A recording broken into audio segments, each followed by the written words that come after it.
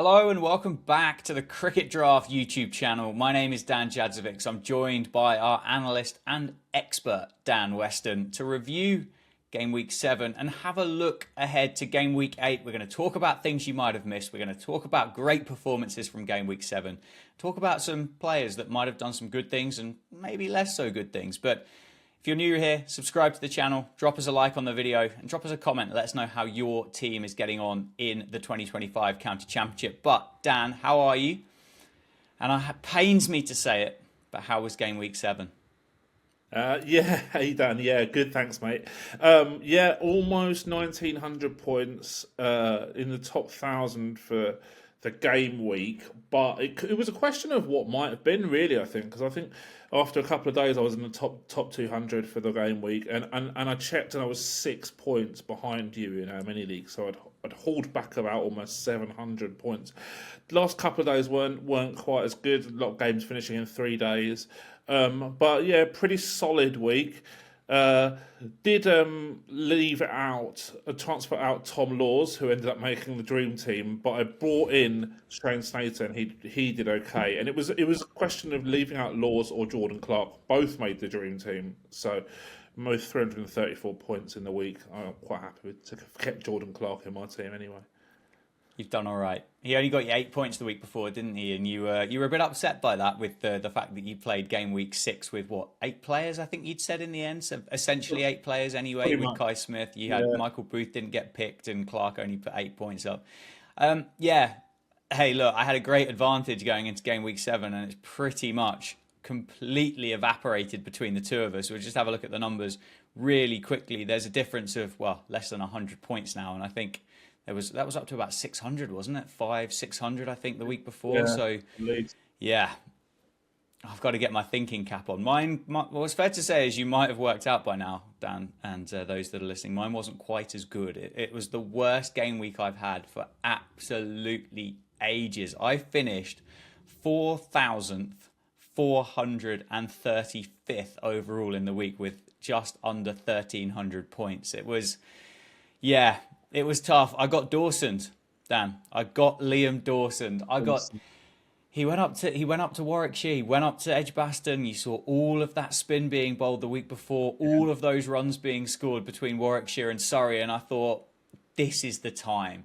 This is the time to bring Liam Dawson in, throw him the armband, and he's going to score me 1,000 points. And he scored 56. Well, I got rid of him and bought in Ryan Higgins, and he got 64. So actually, there wasn't much difference between the two of them. It's been an interesting. We're going to talk more about those players, aren't we, soon? But it's been an interesting year for those kind of real high budget players. It would be maybe we'll have to have a look and see which of those high budget players are actually performing to a level that we thought they would do. But here is the dream team from Game Week 7, and again, let us know whether you had any of these players. But Haseeb Hameed, Luke Wells, James Bracey, Ollie Robinson, Matt Waite, Grant Stewart with that phenomenal innings for Kent, Jordan Clark, James Fuller, Tom Laws, Kyle Abbott again, and Gloucestershire's paceman Ajit Singh Dale. You said you had Clark in there. You would have had Laws as well. Were there any other players that you had in your 11 there that made that dream team? No, it's just those guys actually. Just Jordan Clark would have had, like I said, Tom Laws. But I'm definitely averaging less than one player in the game week of the week, team of the week lineup. So I'll take one every week at the moment. People will be thrilled to see James Bracey back there. He would have been a massive banker for people ahead of this season. I don't think it's been quite as easy for him as what it was in 2024. But another really interesting pick, and I'll get your thoughts on, Dan, is Matt Waite at Worcestershire. We spoke a lot about Worcestershire at the start, and we said the fact that probably favourites to be relegated from Division 1. But with those harder and tougher games, actually your match involvement from an all-round cricket perspective, like Matt Waite, is potentially huge. And he's there every week in these dream teams or close, and he's a really good price as well. Is he someone, Dan, that you would be looking? Could you replace a Ryan Higgins for a Matt Waite? Well, I think if you are able to justify spending the budget elsewhere, it might not be the worst idea. So as you say, match involvement's high, and actually, as you correctly point out as well, if you're relegation favourites, if you're playing for a team who's relegation favourites, the likelihood of you batting twice is much higher. The likelihood of you spending long days in the field and bowling is also high. So yeah, it's not the worst shout in the world actually. What about your player pick from game week 7? It sounds like you've got quite a few good ones to choose from. Well, I left out Tom Laws, which obviously didn't go too well, but I did bring in Shane Snater, 240 points for the week. So he wouldn't have been a million miles off the team of the week. And the reason why I highlighted Shane Snater was because of that Worcestershire game against Essex. Now, it didn't quite go to plan in terms of I was looking to oppose Worcestershire basically, and they ended up winning. But Shane Snater still did well, and also with a nod to Sam Cook not being available for a little while, it meant that him and Jamie Porter, who I also have in my team, they got 420 points between them, are going to have a big share of the wickets for Essex probably over the coming week. So there's a bit of a nod to the future as well for that pick. Yeah, no, I think it's a fantastic shout. It'll be really interesting to see what England decide to do with Sam Cook across the course of the summer. Is it going to be the test against the West Indies, and is it going to continue, or do Essex get their talisman back or not? I guess we'll wait and see what Stokes, Key and McCullum decide to do on that one. I'm going to talk about Liam Dawson again. I know you spoke about him last week. He's £9 million on the cricket draft, and he is... Well, he was the MVP last year, wasn't he? He was the PCA's MVP. He was the highest point scorer. It was a ridiculous season. He bats in the top 5. He bowls plenty of overs. He fields at first slip. And, I mean, you thought you had a bad week when he got 76 points against Notts. And, well, I gave him the captain's armband and he got 28 points against Warwickshire at Edgbaston. It's when you look at the numbers overall, Dan, and I'll just I'll tee this up for you and you can have your comment on it. But he's worth £9 million on the cricket draft.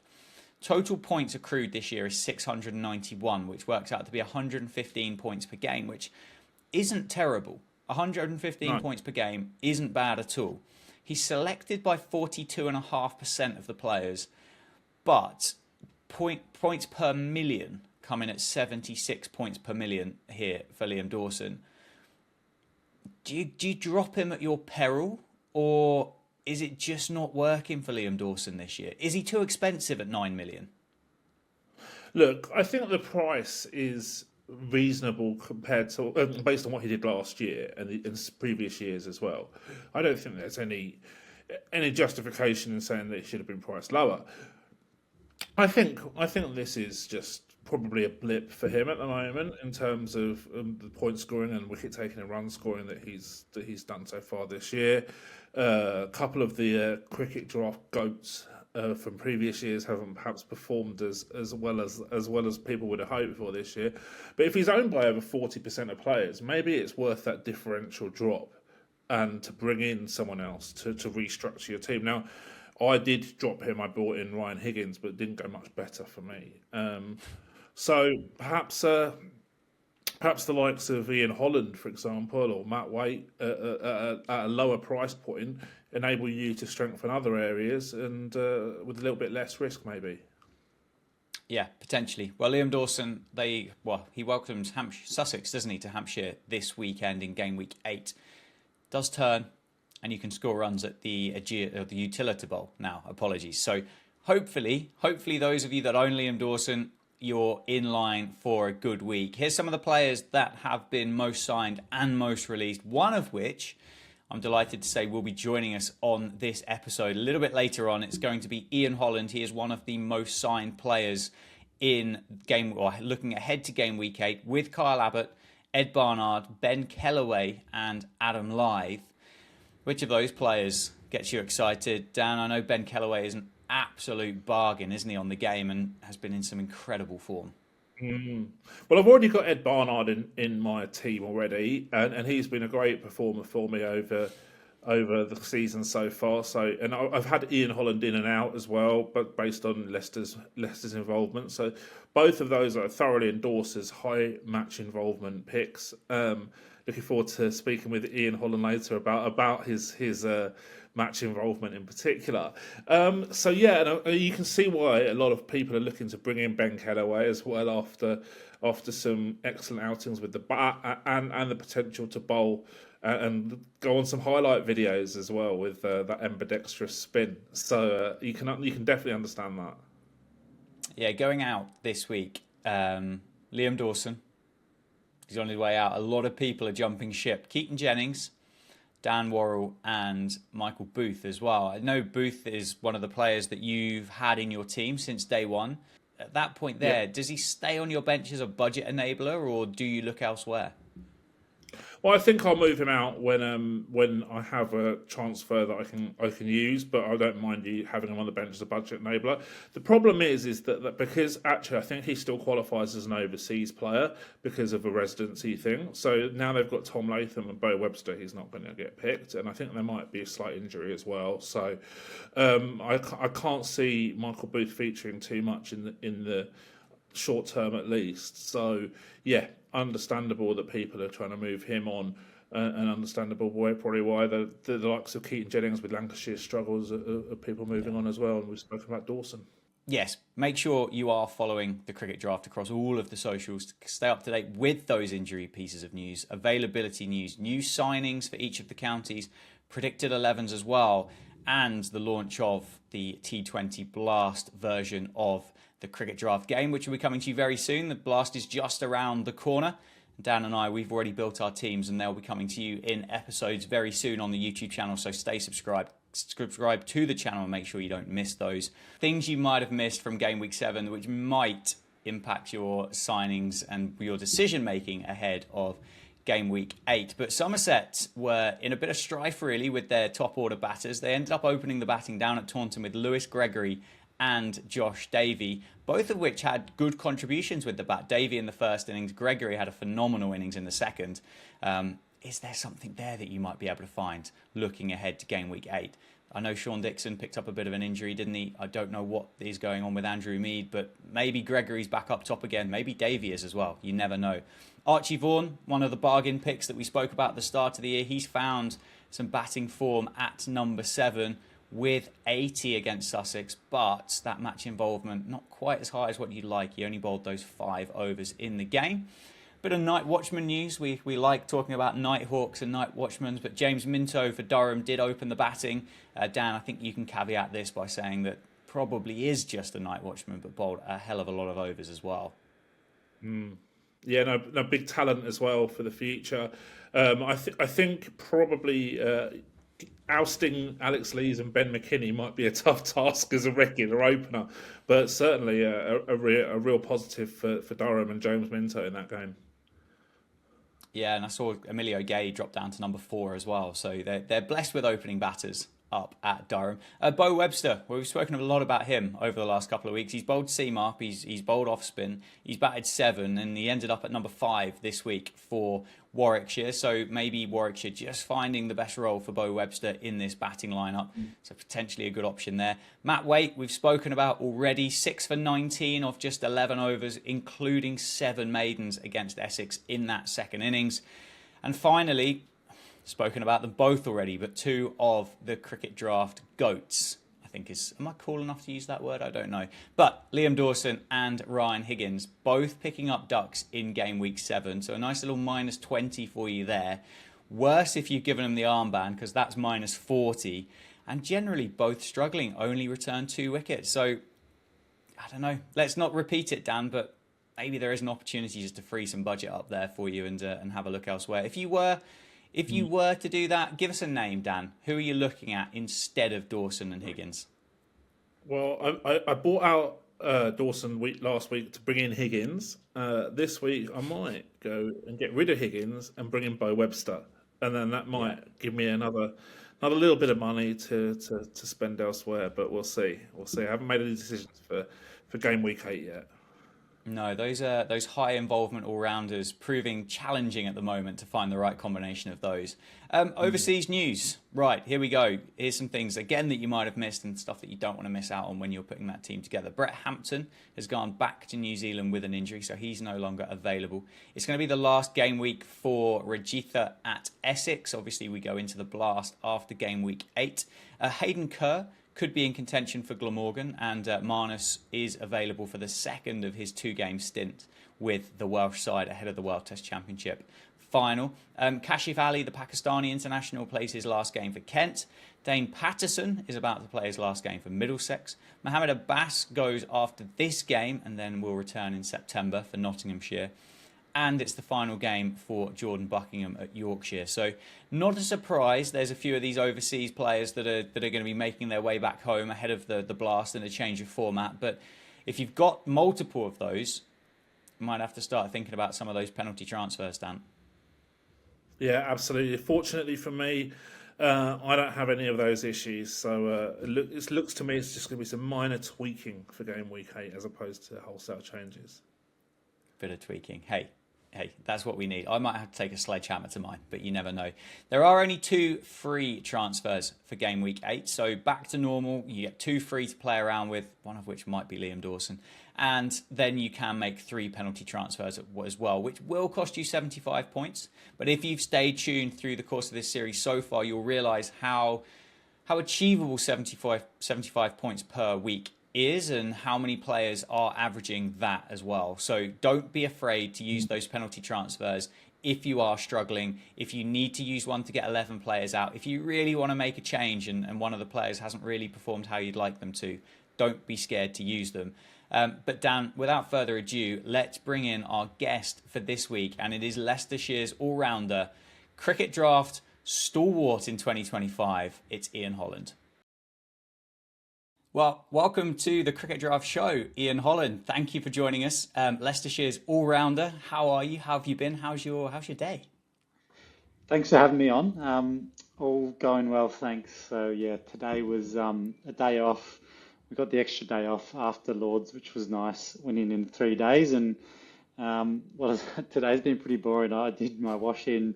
I've been out to do my grocery shopping, and actually had the car service this morning. So a fair bit of life admin, but a nice easy afternoon now. It needs to be done, doesn't it? What a start to the season yourself and Leicestershire have had. How does it feel being top of Division 2, near as much halfway through the season as well? It's been fantastic. Yeah, it's going great. Obviously, the start's been brilliant for us. I think we sort of set out at the start of the year to keep moving forward from sort of last year, and yeah, it sounds pretty boring and cliche, but we're sort of able to play the way that we want to and focus on sort of our process of the way we go about batting and bowling, and we've tried to keep it really simple, and it's been going great, and it's been really pleasing that different guys are stepping up each week and really good team performances across the board. How about yourself personally as well? Obviously, you've been a professional cricketer for a little while now. Have you ever felt you've been in better form than you are at the moment? It's funny, isn't it?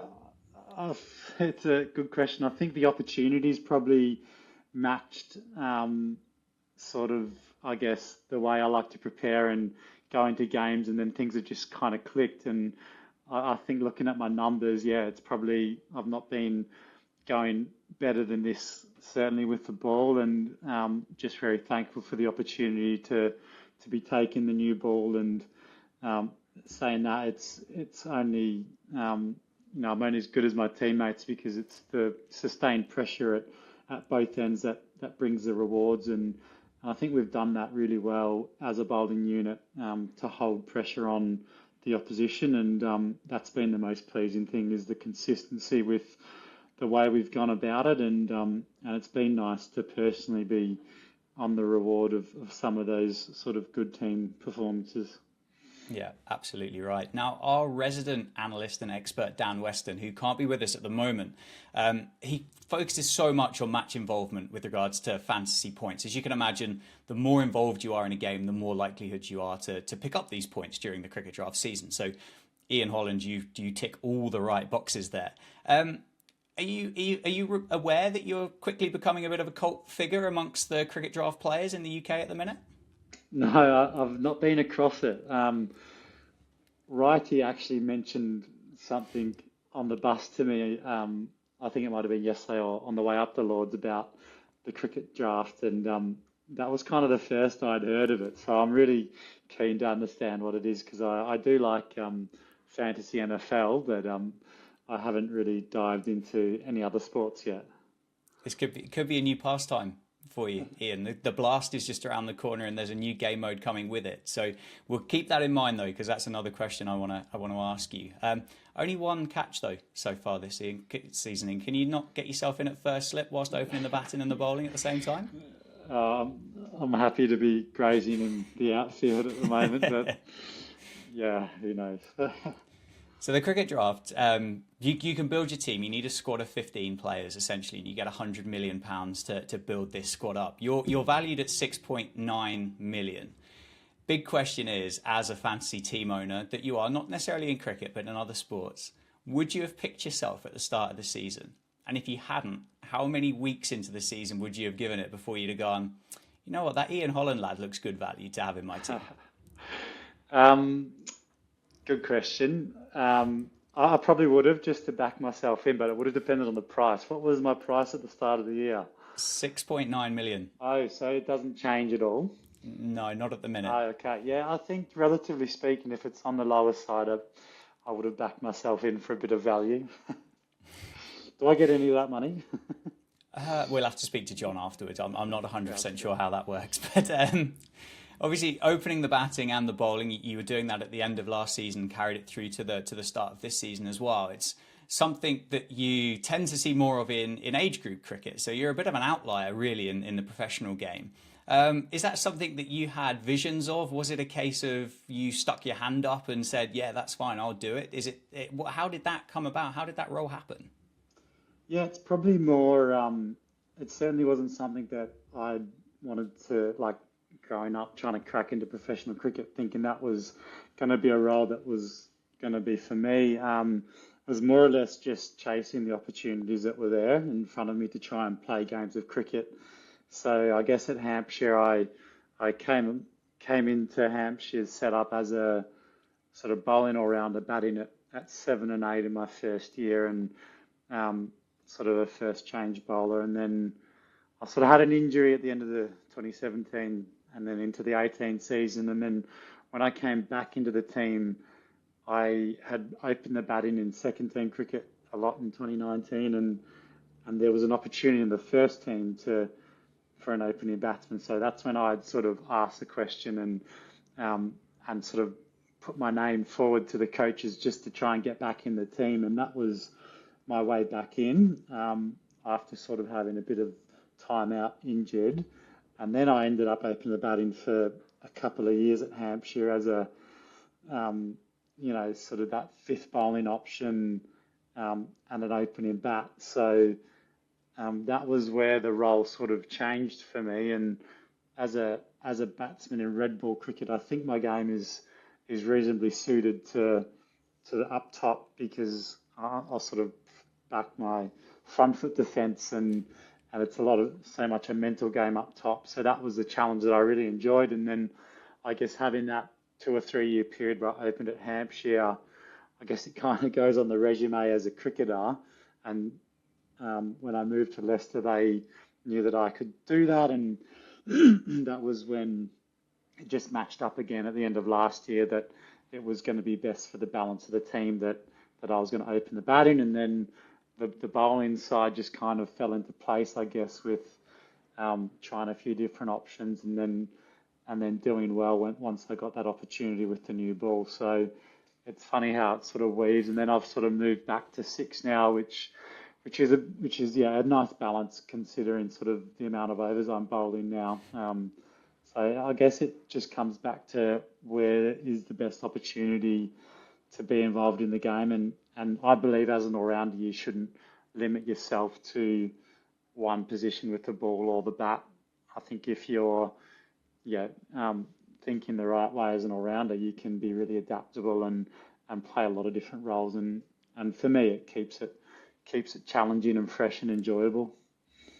Keeps you in the game, that's for sure. You mentioned the amount of overs that you've bowled. I don't know. This might be a stat that you're aware of. It might be one that you're not. So if it's not, prepared to be amazed. But you've bowled 198 overs so far this season. 52 of those have been maiden. So every fourth over that you're bowling this year clocks up as a maiden. Is that a plan that you set out for? Is that consistency something that you pride yourself on? And how has that become more challenging since the New England regime that people want to go out there and fill bat on ball and put the bowlers back under pressure? Yeah, I guess firstly, the economy rate is something that I'll be sort of focusing on as a bowler. So that's just basically building up pressure and putting as many balls in the right areas you can, and then the odds are that the batsman will make a mistake or there'll be a bit of natural variation. So that I feel that's what I can control as a bowler. So that is it's nice that I'm sort of hitting those sort of process targets with my bowling, and then the rewards are coming in the wickets column as well, which is nice. And in terms of sort of the New England regime, yes and no. I think it's funny, like it does feel very disconnected from like county cricket, the way that, you know, the test players are being asked or are batting. It's a certain skill set. It's almost like taking a T20 skilled player and then, you know, going into test match cricket. So I think around, like, I probably might be speaking out of turn, but I don't think too many batsmen are going, I need to, you know, certainly the sustained ones are saying I need to completely change my game. It might be something that's sustainable. It might be something that is a chapter in the England Test cricket team. If the next coach that takes over, be it, you know, 5 years down the track, it'd be interesting to see if it's going to be the same way. So potentially some of the younger players coming in are looking at Test cricket and saying I've got to play a certain way. But I think, yeah, like guys, it's the bottom line is making runs and taking wickets, and that's your currency. So I don't think too many guys are completely changing their approach, if that makes sense. That's my opinion. Yeah, absolutely makes sense. Absolutely. And as you say, it could be a chapter, and we could be starting another one at the point that England employ a new coach. So who knows? We've spoken about your all-round game. Leicestershire have a plethora of incredible all-round cricketers, including yourself. How on earth does the management and the captain manage to keep everybody happy at Leicester? Surely everybody wants to have ball in hand and bat in hand all the time, don't they?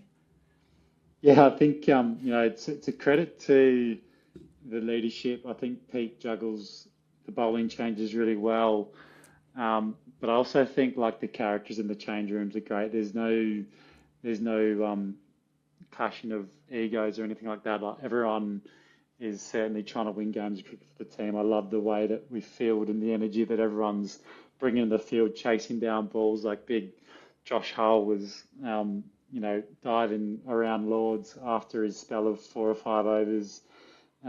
Everyone's invested in the team, which is the most pleasing thing. So I think it's a credit to Claude, the director of cricket, for you know, the personalities that are within the squad, as well as the characteristics of, you know, the skill sets that complement each other. So and it's great that we've got Tom Scriven, who's, you know, batting at 9 or 10, and he's a great batsman. So I think it just adds to, yeah, our batting order, and we can always throw the ball to one of the 5 bowlers and know that you're going to get 5 or 6 overs of good effort. And it's also, I think, it's a great thing having 5 bowlers with the amount of cricket that we're playing. It's 6 games in 7 weeks, which is crazy. So I think just from that pure scheduling point of view, it's really nice having the extra bowler. Yeah, of course. Like, just a really well-constructed squad of players. Final question. There is 1 week left of the championship before we take that break and a change of format, and we start playing in coloured kits and under floodlights and start seeing the white ball disappear all around the UK instead. But I mentioned that the game is going to start. That's out now. You can go and create your teams if you want to for the T20 Blast. But which teammates, Ian, would you be shouting out for Cricket Draft players to have a look at and get into their teams and squads ahead of the start of the Blast? Yeah, we've got some lovely T20 players in the team at the moment. I think like looking from a batting point of view, Rishi Patel's been great the last couple of years. Sol up the top is Sol Buttinger's pretty explosive, and then Louis Kimber I think is set for an exciting year. He's going to take the captaincy, and like he hits a cricket ball as far and as hard as anyone I've ever seen. So it's exciting to watch, the batting point of view, and then with the ball, plenty of young, exciting bowlers. Josh Hull, Rayan Ahmed, they're still 19 or 20, and they're playing for England, which is really exciting. So there's a few there, and like even I think Liam Travaskis is been playing really well. So hopefully he can get an opportunity. It'll be fun to watch. Fantastic. Well, Ian, thank you so much for joining us. Congratulations on a fantastic start to the 2025 season, and good luck this weekend as you round out this first block of Championship cricket. Cheers. Thanks for having me. Well, Dan, what a fantastic opportunity that was to speak to Leicestershire's all-rounder Ian Holland, the first professional cricketer to join us on the show. It's always nice to get those insights. Yeah, absolutely, and the cricket draft legend to boot. We talk about football manager legends of the past: Tonton Makuku, Cherno Samba, Maxim Sigalko. If you haven't heard of them, Google them. They are guys who get stopped in the street to chat about how good they were on Football Manager, and Ian Holland is well on the way to having that status in the cricket draft as well. What a hype up! You should have done the intro for that interview, not me. You've absolutely smashed it, but. Finally, Dan, look, we've got to talk about the changes that you're going to make for Gameweek 8. I'm a little bit up in the air. We're a little bit earlier this week recording this than what we have been over the course of the series so far. But what players are you making? You said tweaking, so I'm guessing you're not going to dive into those penalty transfers. Who's getting the chop for you, and who's potentially coming in? I know you've mentioned Bo Webster already. Yeah, Bo Webster for Ryan Higgins probably seems logical. I'm not sure if James Rue's availability is going to be there in terms of the England stuff, so that might be something to look at. If not, then if he is available, I'll keep him in the team. Obviously, he's been a good player for me over the season so far, and I might look to just tweak the bench a little bit with moving Michael Booth on, as we sort of discussed earlier. Yeah, no, easy street for you. It's amazing what a good week can do to your confidence, isn't it? And how much more comfortable you feel about your team. I'm not panicked. I've still got a little lead over you, and I'm still doing okay. But I've gone backwards a bit. Calvin Harrison for me, I think going up to Northamptonshire, where the pitches have offered plenty for the seamers so far this year, I think will be on the block to be removed from the team. He's only 5.8 million, so doesn't give me a huge amount to play around with. I'm very tempted to keep Liam Dawson in that team just in case, but I need to look somewhere between Tom Banton, Tom Prest and Ben Geddes to see if I can find a batter that's going to be a little bit more consistent for me at the top of my cricket draft team, because since that opening innings of Tom Banton, I haven't really got any comeback from those three players at all. Yes, Ben Geddes is a good price, Tom Prest is a good price, but I think I need more points than good prices in this team. So might even be a penalty transfer. There might be a penalty transfer. I'm not ruling it out, because I've been a bit disappointed with Kent Kashif Ali as well with ball in hand for the cricket draft at least. I don't know particularly how well he's bowled across the course of the summer, but hasn't had the return that he wants. Saif Zaib as well. First innings runs for Saif Zaib seem to have disappeared. Second innings runs, brilliant, and obviously with the inclusion of Calvin Harrison, isn't bowling as much as what I'd like him to. So I've got a bit of head scratching to do, Dan. I've got some work to do. I need to get my pens and papers out and try and work out what I need to do.